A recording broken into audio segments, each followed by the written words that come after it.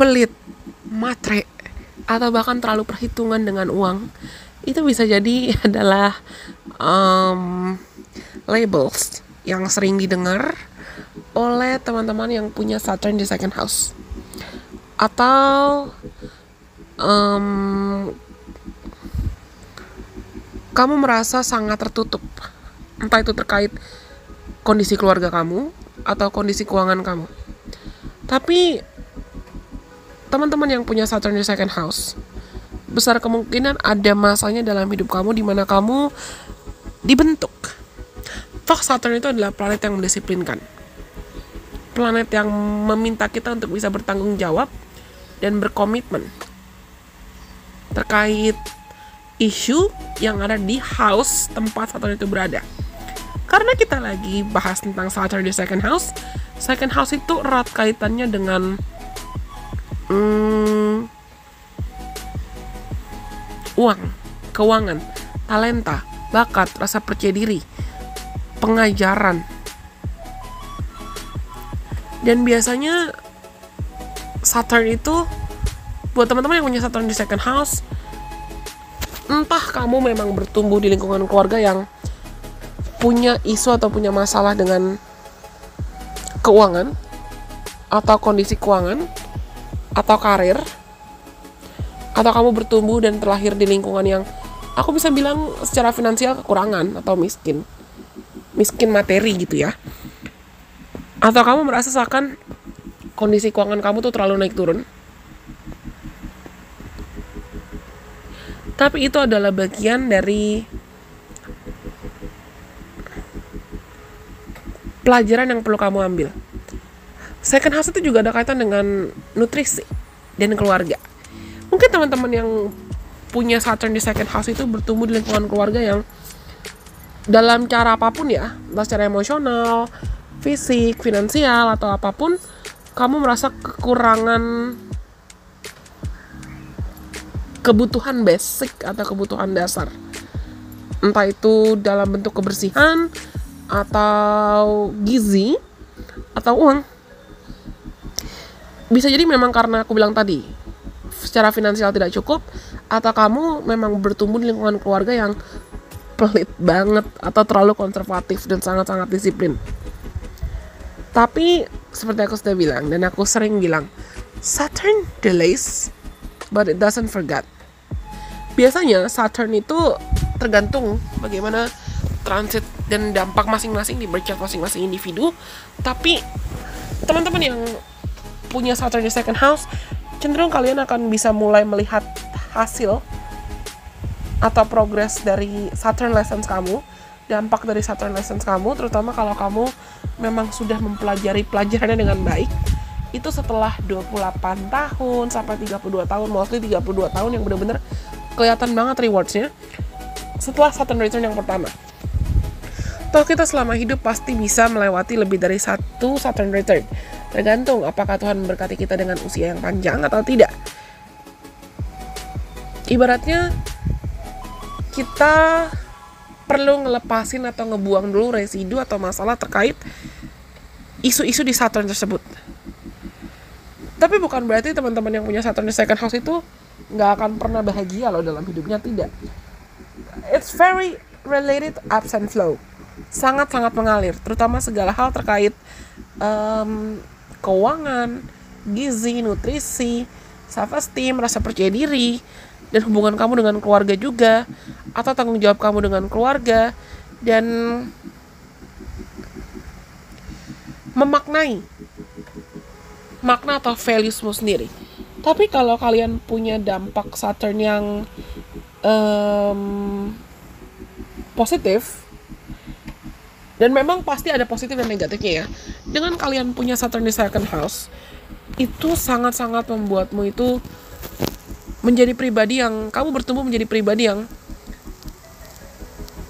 mampu melayani dan bersedia untuk membantu orang lain dalam situasi apapun, termasuk sangat ambisius dan bekerja keras. You are responsible in life. Kamu sangat-sangat bertanggung jawab dalam hidup.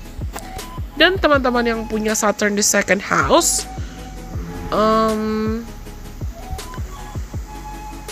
Pelajaran-pelajaran yang ditakdirkan untuk kamu pelajari atau kamu menjadi expert, menjadi mahir dalam isu-isu tersebut itu mencakup kalian itu perlu menciptakan dan terus berpegang teguh pada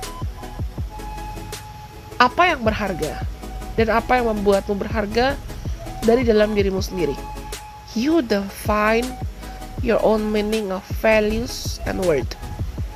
Dan ini nggak selalu atau nggak selamanya kaitannya hanya tentang penampilan atau appearance atau uang saja.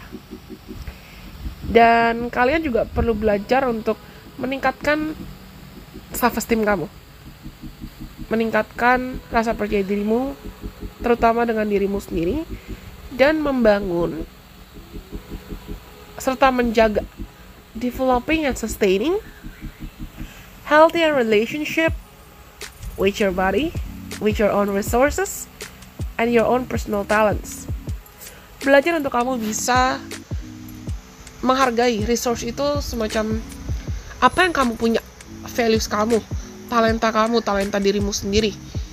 Pokoknya apapun yang ada dalam diri kamu, kualitas kamu, entah itu yang sifatnya kelihatan atau tidak kelihatan, tangible atau intangible, keep that. Honor them, value them, hargai mereka dan jaga mereka.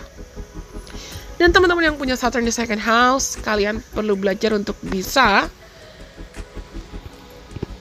seumur hidup sih bergantung dan tergantung terutama pada dirimu sendiri. Be self-reliant, be independent. Mampukan dirimu untuk bisa bergantung sama dirimu sendiri dan menjadi mandiri. Walaupun mungkin ya kamu bisa bertumbuh di lingkungan yang your family or your environments will make you become responsible of them, for them. Walaupun mungkin kamu bisa bertumbuh di lingkungan keluarga yang menuntutmu harus menjadi penanggung jawab atas mereka, atas lingkunganmu. Tapi kalian juga perlu belajar untuk melepaskan kemelekatan. Teman-teman yang punya Saturn di second house itu gampang banget codependent, gampang banget punya isu attachment, terutama segala hal yang terkait materi atau segala hal yang kamu rasa seakan if I lose them, if I let them go, I will not get it back, I will not earn it anymore. Gue gak akan dapetin lagi kalau gue lepasin, ya udah gue tahan terus.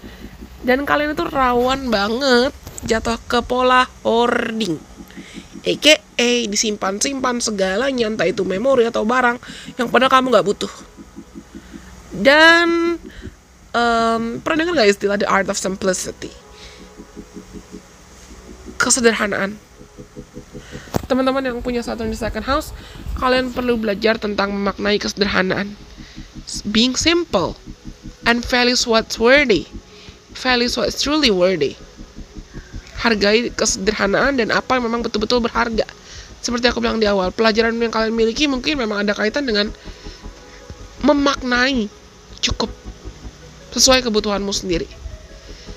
Lalu kalian juga perlu belajar untuk seperti aku bilang tadi, body. Kalian mungkin punya body image issues nih. Entah kamu kadang suka ngerasa kamu terlalu kurus, atau kamu terlalu gendut, atau punya isu tentang eating disorder juga, trigger warning, atau body dysmorphia. Tapi kalian perlu belajar untuk jatuh cinta dan membangun hubungan yang positif dengan tubuhmu sendiri. Termasuk approach, healthy approach, atau jatuh cinta dengan uang, jatuh cinta dengan materi asal tidak terobsesi, jatuh cinta dengan kepemilikan kamu. Kalian tuh gampang banget ngerasa insecure dan ngebandingin diri sama orang lain, yang ujungnya jatuhnya bisa membuat kamu merasakan kamu tidak layak untuk punya apa yang aku punya, atau kamu terobsesi untuk punya lebih dari apa yang kamu punya, sehingga kamu bisa jatuh ke titik iri hati, atau kamu merasa kurang insecure terus. Padahal sebenarnya apa yang kamu punya itu mungkin cukup. Tapi lagi-lagi ini lessons, lifetime lessons yang perlu kamu pelajari. Lalu selanjutnya, be grateful and show gratitude at everything you do, for whatever you have, whenever you can. Instead of only focusing on whatever your lack of. Bersyukur untuk apa yang sudah kamu punya dan apa yang kamu miliki, dibandingkan kamu cuma sibuk membandingin diri sama apa yang orang lain punya dan kamu tidak punya. Berdamailah dengan rasa insecure, karena kalian gampang banget juga jatuh ke titik insecurity. Sama seperti aku bilang tadi, kalian juga perlu belajar untuk bisa independen. Dan independen atau kemandirian di sini termasuk bertanggung jawab terkait segala bentuk keputusan yang kamu ambil, terlepas dari itu dipengaruhi atau being intervened by other people, whether your family members or your other people from your circumstances. Terlepas dari apapun opini atau saran orang lain terkait apapun, termasuk terkait pengelolaan keuangan atau aset yang kamu miliki, pastikan kamu juga bisa bertanggung jawab dan bisa dipercaya untuk dirimu sendiri, terutama untuk dirimu sendiri, bagi dirimu sendiri terkait kondisi finansialmu sendiri. Aku nggak bilang kalian nggak boleh belajar dari orang lain, no. Karena opposite dari second house itu adalah eighth house. Malah kalian tuh mungkin perlu minta insight, minta saran dari orang lain, terutama mungkin pakar atau orang yang kamu percaya, terkait bagaimana memaksimalkan atau meningkatkan rasa percaya diri atau money management juga. Tapi pastikan it is you who are responsible of any kind of financial matters. Kamu yang bertanggung jawab. Kamu yang menentukan makna aman dan cukup, termasuk makna puas bagi dirimu sendiri, dibanding kamu bergantung sama standar orang lain atau hanya bergantung pada materi. Sama seperti aku bilang tadi di awal, anak-anak yang punya Saturn di second house itu rawan kena label matre. Tapi kalian juga perlu belajar untuk bisa menghargai kerja keras dan kesabaran, termasuk kesabaran membangun legacy, atau kesabaran sukses untuk karir, atau kesabaran membangun tubuh yang sehat misalnya, atau tubuh yang lebih sesuai keinginan kamu, sesuai kebutuhan kamu, sesuai standar kamu. Ingat kunci slow and steady wins race. Ingat keyword slow and steady wins race. Kalian gampang banget jatuh ke entah itu overindulgence atau overeating, binge eating, atau bahkan mencari gratifikasi, solusi instan dalam cara apapun. Tapi step by step, pelan-pelan tapi pasti, itu bisa jadi keyword kalian. Kalian perlu belajar untuk bisa managing atau mengelola bukan hanya uang, tapi juga rasa percaya diri dan talenta kamu dengan bijaksana. It is you who needs to be in full control of everything. Oke, isu-isu atau penyebab atau masalah yang bisa jadi penyebab pelajaran tadi, atau apa yang mungkin kamu alami dalam hidup kamu yang membentuk kamu menjadi pribadi yang sekarang, terlepas dari apapun usia dan gender kamu, itu mungkin mencakup kamu bertumbuh dengan laki-laki. Kamu bertumbuh dikelilingi lingkungan atau keluarga yang memang sangat money oriented atau financial stability oriented. Di lingkungan keluarga yang mungkin kamu bertumbuh lingkungan yang miskin atau kekurangan, dan kamu kekurangan rasa aman. Ini bukan hanya rasa aman secara finansial ya, tapi rasa aman emosional, aman fisikal. Mungkin kamu juga bertumbuh di lingkungan keluarga yang banyak ribut, terutama ribut atau konflik terkait isu keuangan atau pekerjaan. Dan kamu mungkin juga dituntut untuk bekerja keras tanpa diajari pentingnya bekerja secara cerdas, atau bahkan kamu bisa bertumbuh di lingkungan keluarga yang entah terlalu pelit atau terlalu boros. Dan bagaimana cara keluargamu melihat uang, melihat materi, melihat aset, melihat talenta, dan memaknai pekerjaan atau memaknai hard work, itu kamu serap, kamu absorb, dan itu membentuk siapa kamu. Bisa jadi juga kalian bertumbuh atau menghadapi isu terkait debts atau hutang, atau simpen uang terus, atau simpen aset, dan besar kemungkinan pasti ada anggota keluarga kalian yang entah hoarding atau simpen semuanya, atau memang terjebak hutang dan kamu perlu belajar tentang itu. Atau mungkin juga kamu bertumbuh di lingkungan yang keluargamu atau lingkungan sekitarmu tuh menuntutmu untuk harus serba bisa, multi talent, tapi dalam tujuan atau dalam cara yang kurang sehat. yang itu bisa membuatmu terobsesi pada status atau bahkan terobsesi pada tahta juga. Bisa jadi juga kalian bertumbuh di lingkungan yang aku udah bilang tadi, your family demands you or they did demand you to be responsible of everything. Keluargamu menuntut kamu untuk bertanggung jawab atas semuanya.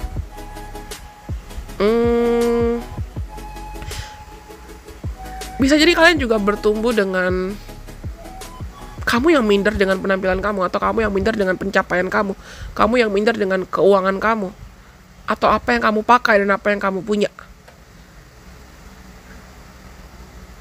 Kamu punya isu self-worth, self-confidence, atau rasa percaya diri, atau harga diri, minder, bahkan self-esteem dari muda. Mungkin kalian pernah kena bully, entah secara fisik atau secara apapun. Dan bisa jadi juga kalian bertumbuh di lingkungan yang aku bisa bilang full of scarcity. Kekurangan. Minim. Lagi-lagi entah minim secara emosional atau finansial. Minim secara finansial bukan berarti miskin loh. Tapi bisa jadi ya memang keluargamu atau kamu bertumbuh di lingkungan yang terlalu perhitungan. Itu juga bisa. Dan kamu mungkin merasa lingkungan sekitarmu itu kurang stabil atau tidak stabil. Dan jadinya dalam prosesmu bertumbuh, salah satu cara untukmu bisa berdamai dan menyelesaikan isu Saturn in second house ini adalah you have to define and stick to your own meaning of values, self-worth, money, and talents. Kamu yang tentukan standar, values, nilai, kualitas, uang, makna, cukup, bahagia, utuh. Sesuai standar dirimu sendiri. Bukan mengikuti standar atau ekspektasi orang lain. Oh, teman-teman yang punya Saturn di second house, belajarlah untuk bisa mengampuni dengan tulus. Tanpa memendam dendam atau kepahitan. Entah untuk orang lain atau untuk dirimu sendiri. Dan sering-sering afirmasikan kalimat-kalimat positif yang mungkin bisa mendukung kamu, memotivasi kamu, dan membuatmu merasa utuh menjadi dirimu sendiri. Oke. Kayaknya lebih panjang dibanding Saturn first house nih kontennya, materinya. Tapi semoga video ini bermanfaat buat teman-teman. Sampai kita bertemu lagi lain kesempatan. Bye-bye. God bless. I love you guys so much.